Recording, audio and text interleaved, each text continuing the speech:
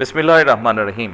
BM ফাউন্ডেশনের training কাম dormitory ভবনের ভিত্তিপ্রস্তর স্থাপন উপলক্ষে আজকের এই অনুষ্ঠানের সম্মানিত সভাপতি, মন্ত্রিপরিষদ সচিব, অন্যান্য সচিববৃন্দ, বিএম ফাউন্ডেশনের মহাপরিচালক, বিসিএস প্রশাসনের সার্ভিসের প্রবীণ এবং নবীন কর্মকর্তাবৃন্দ এবং সকল সম্মানিত উপস্থিতিবৃন্দ, আসসালামু আলাইকুম। Bangladesh institution of administration and management foundation BIAM 1991 সালের 29শে ডিসেম্বর যাত্রা শুরু করেছিল।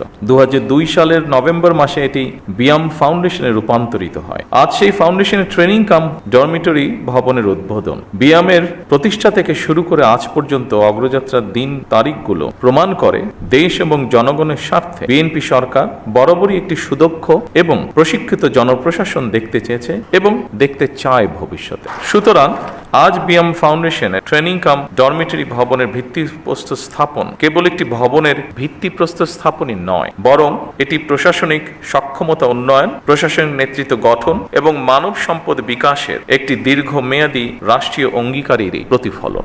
পদ্মা সেতু, মেট্রো রেল এবং এলিভেটেড এক্সপ্রেসওয়ে নির্মাণের গর্বিত অংশীদার বসুন্ধরা সিমেন্ট।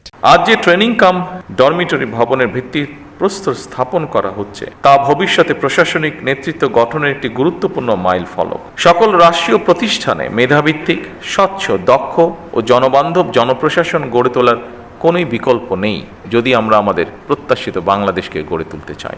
2024 সালের জুলাই আগস্টের গণ অভ্যুত্থানে আবারও স্পষ্ট করে দিয়েছে এই রাষ্ট্রের মালিক এই দেশের জনগণ। সুতরাং জনপ্রশাসনের কর্মকর্তা হিসাবে রাষ্ট্রের মালিক জনগণের স্বার্থ এবং কল্যাণ নিশ্চিত করা আপনাদের প্রধান দায়িত্ব। উপস্থিতিবৃন্দ, বর্তমান সরকার মেরিটোক্রেসির বাংলাদেশ বিনির্মাণে প্রতিশ্রুতিবদ্ধ।